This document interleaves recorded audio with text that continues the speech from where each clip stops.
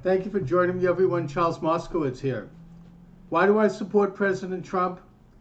Well, besides the fact that I personally and many other people view him, I think in the proper context, as one of the great men of this new century, possibly one of the great men of the past half a century.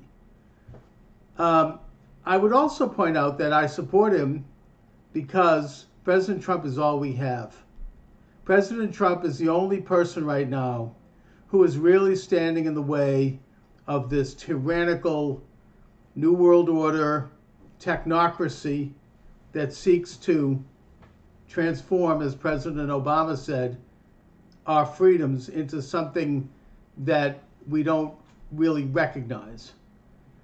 President Trump is a bulwark. He is an alpha male.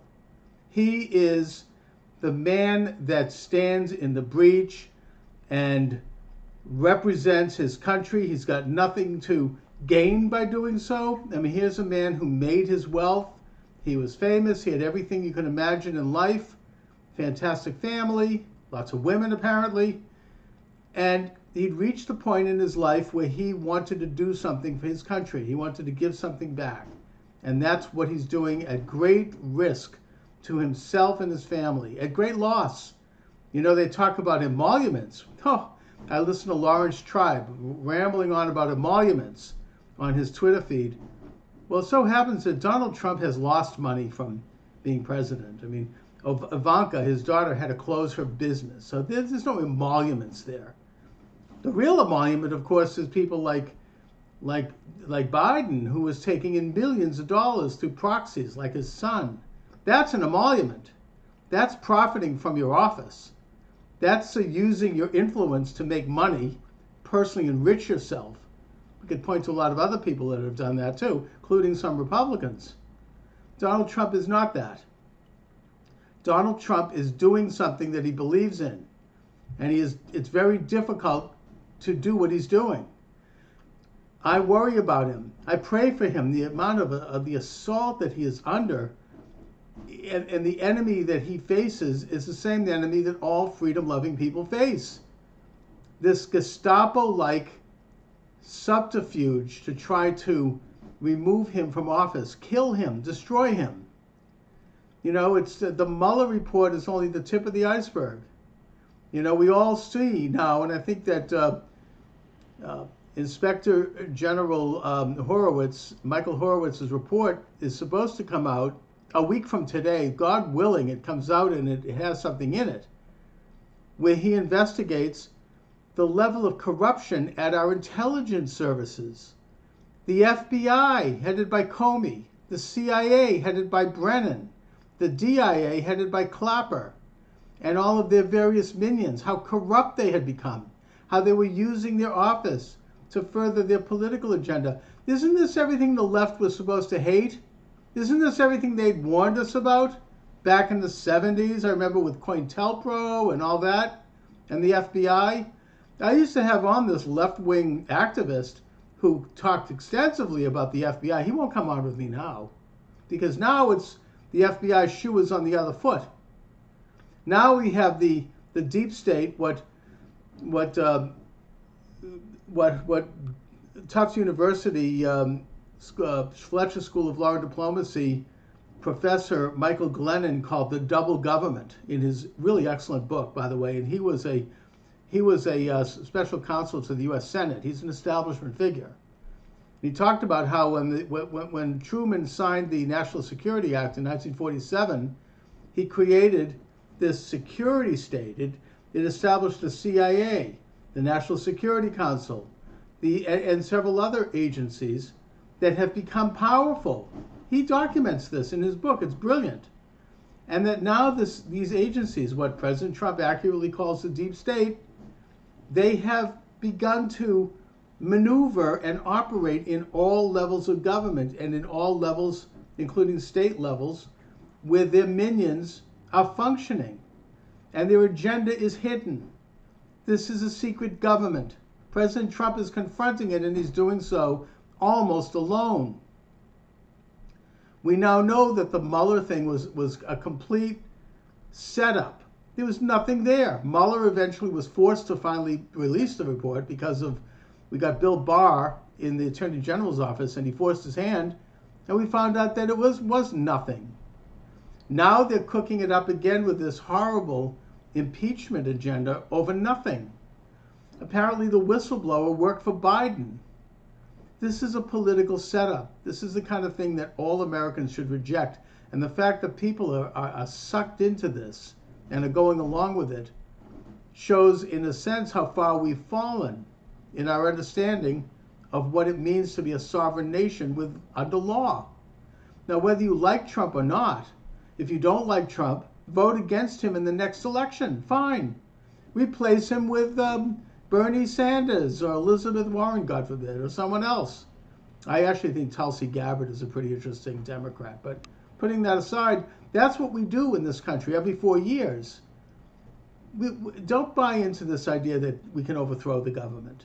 This is an evil, satanic plot.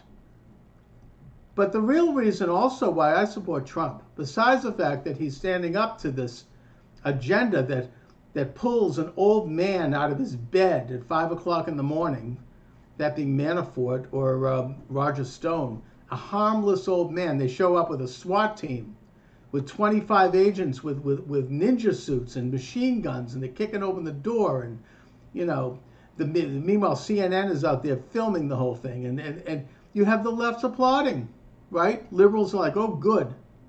We're getting used to that with this agenda. We're getting used to these kind of Gestapo tactics. What they did to Michael Cohen. No wonder he's singing. I mean, no wonder he's telling lies and dirty, personal stories. He's terrified. What they did to him, how they arrested him. I mean, it's insane. This is not supposed to happen in this country.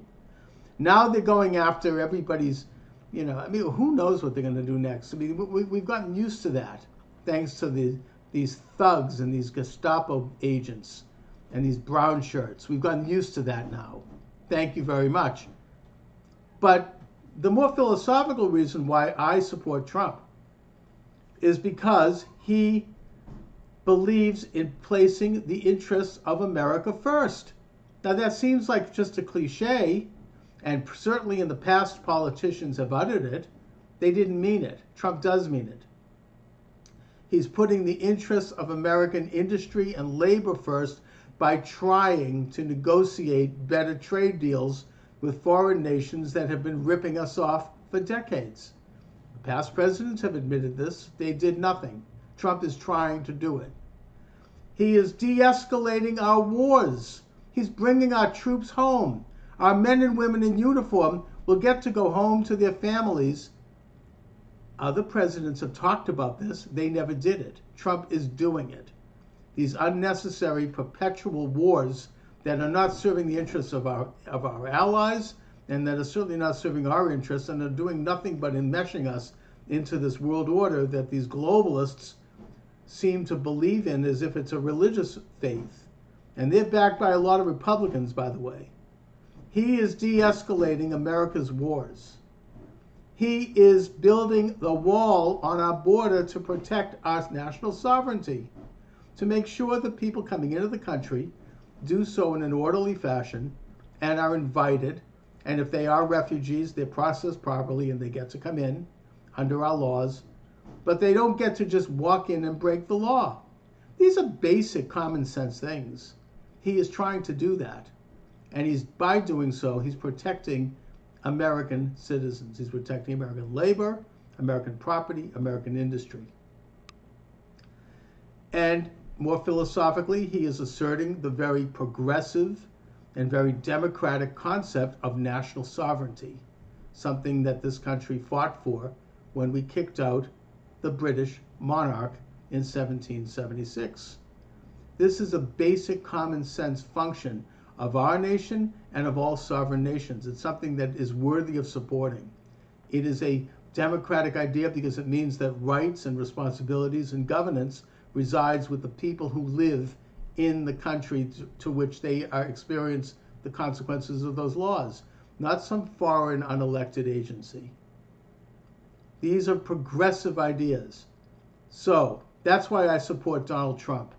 I hope and I pray that he gets enough rest, that he maybe takes a little vacation. I get the sense that he's all this crap is starting to get to him. Why wouldn't it? It's getting to me. I'm exhausted from it. I mean, I hope that he knows that there are the American people, a large number of us, and hopefully a growing number of us, we get it. We understand what he's up against. We understand the corruption that has seeped into this system, and that we're going to stand with him, and we're going to support him and help him. I pray that he's okay. I pray for his health. Anyway, that's why I support President Donald Trump. This is Charles Moscowitz. Thank you very much.